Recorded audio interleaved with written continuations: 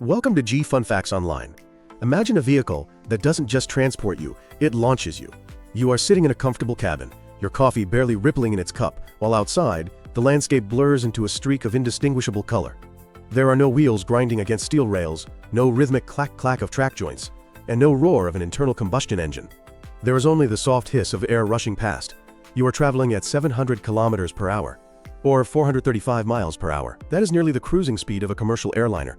But you are flying at an altitude of just 10 millimeters. This is not a scene from a cyberpunk novel set in the year 2100. It is the reality of modern magnetic levitation, or Maglev, technology.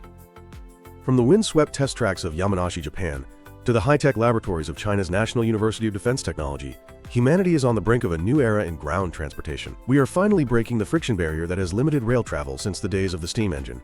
But how do you move a multi-ton train at half the speed of sound without an engine? How do you keep it stable when a single gust of wind could turn it into a projectile? And why, despite decades of promise, are we not all commuting to work at Mach 0.5 yet? To answer these questions, we must dive deep into the invisible world of electromagnetic fields, the freezing realm of superconductors, and the brutal realities of aerodynamic engineering. Let us start by understanding the enemy: friction. For 2 centuries, trains have operated on a simple principle known as adhesion. A steel wheel grips a steel rail, the engine turns the wheel, and friction pushes the train forward. It is a system that built the modern world, but it has a fundamental flaw. Friction is a double-edged sword. You need it to move and to stop, but at high speeds, it becomes an enemy. Above 300 kilometers per hour, the physical stress on wheels and rails is immense. Vibrations become violent, maintenance costs skyrocket because the metal is literally grinding itself away. There is a theoretical limit to how fast a conventional wheel-on-rail train can go before it becomes dangerously unstable or economically impossible to maintain. That limit sits roughly around 350 to 400 kilometers per hour. To go faster, you have to stop touching the ground. You have to fly. Maglev is effectively ground-based flight. By eliminating the physical contact between the vehicle and the guideway, you remove rolling resistance entirely. The only thing left holding you back is the air itself. Not all maglevs are created equal, however. In the global race for speed, 2 distinct philosophies have emerged, driven by 2 different superpowers of engineering: Germany and Japan. Understanding the difference is key to understanding why we are now seeing speeds of 700 kilometers per hour. First, let's look at the German approach, known as electromagnetic suspension, or EMS. If you have ever played with fridge magnets, you know that opposite poles attract. This is the principle behind EMS, the technology used by the famous German Transrapid system, which operates the commercial line in Shanghai. In an EMS system, the train's electromagnets are actually located below the track, wrapping around the guideway in a C shape. These magnets look upward at the steel rail and are turned on. They are attracted to the rail, pulling the train up towards it. There is a catch, however. Magnetic attraction is inherently unstable. As the magnet gets closer to the rail, the attractive force gets stronger due to the inverse square law. If you do not do anything, the magnet will snap onto the rail and clamp shut. If it gets too far away, it falls.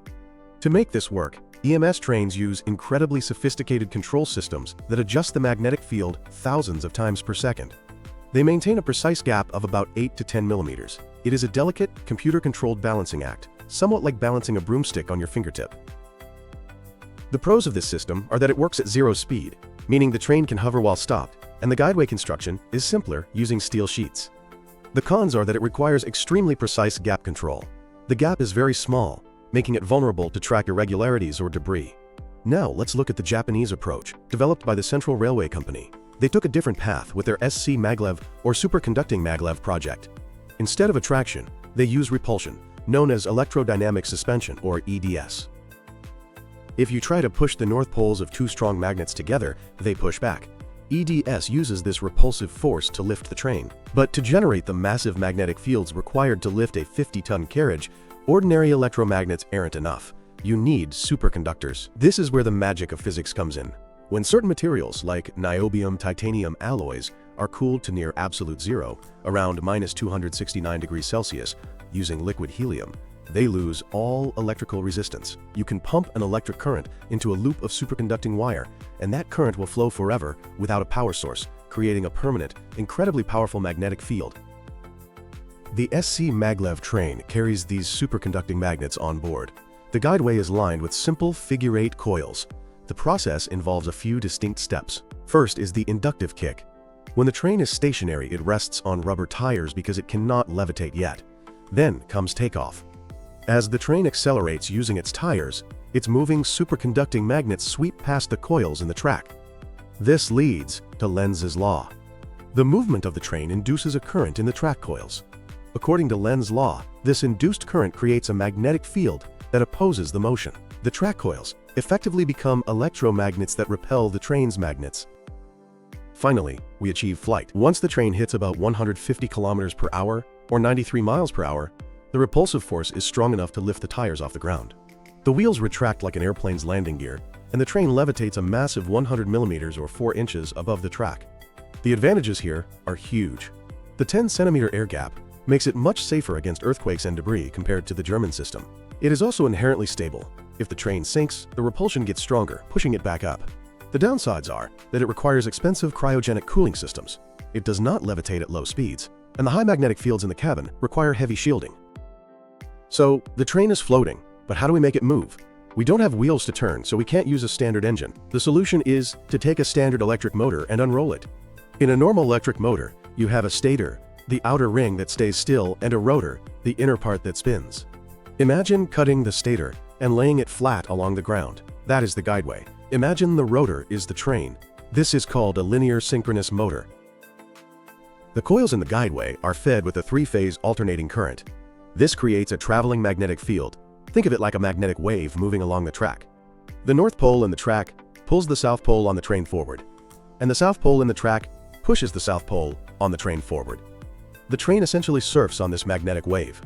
To go faster, you simply increase the frequency of the AC current, making the wave move faster. To brake, you reverse the phase of the wave, and the magnetic fields grab the train and slow it down, regenerating electricity in the process. This is why the 700 kilometers per hour speeds are possible.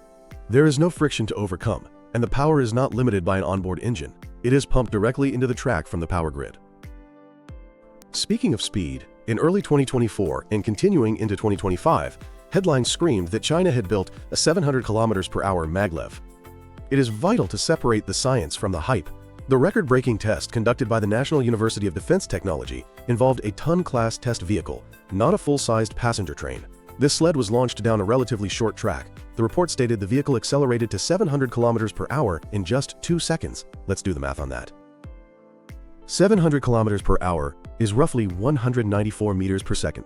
If you divide that by 2 seconds, you get an acceleration of roughly 97 meters per second squared. That is nearly 10 gigaseconds of force. For reference, a fighter pilot in a G-suit can withstand 9 gigaseconds for a short time. An average passenger on a train would pass out or be injured.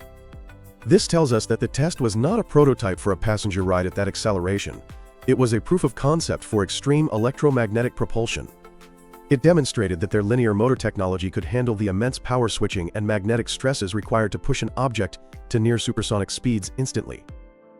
This matters for a few reasons. It parallels weaponry research like railguns or coil guns. It could be used for space launch, where a maglev sled accelerates spacecraft on the ground before they ignite their rockets, saving fuel. But most importantly, it proved that the propulsion system is not the bottleneck. The bottleneck for passenger trains is the human body and aerodynamics. While the sleds are hitting 700 plus, the real battle for passenger transport is happening in the 600 kilometers per hour range. China's CRRC unveiled a 600 kilometers per hour prototype in Qingdao in 2021. This is a stunning blue and black beast using high-temperature superconducting technology. At 600 kilometers per hour, air becomes like soup. The nose of the train is elongated to slice through the air and prevent sonic booms when entering tunnels.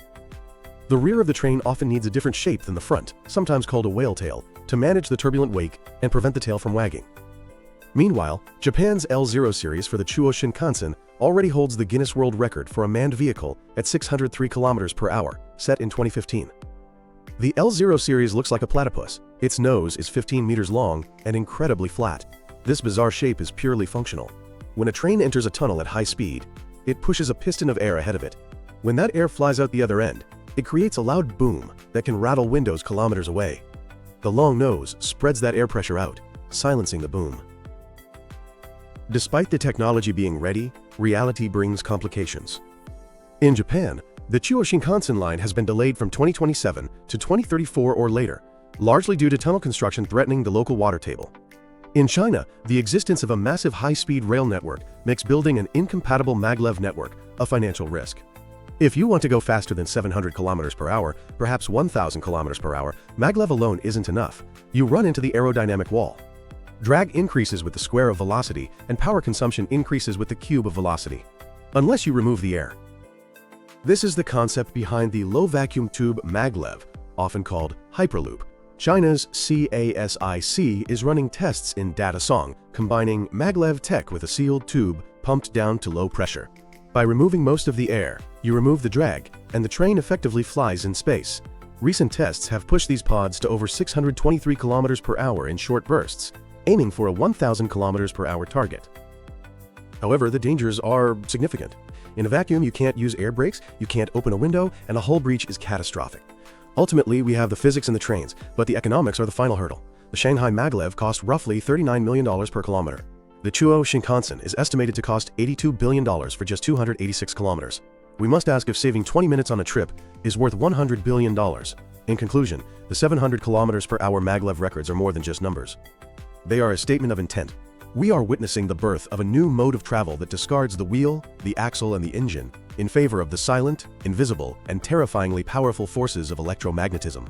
Whether it is the platypus nose of the Japanese L0 series or the sleek sleds of China, the message is clear. The future doesn't roll, it floats.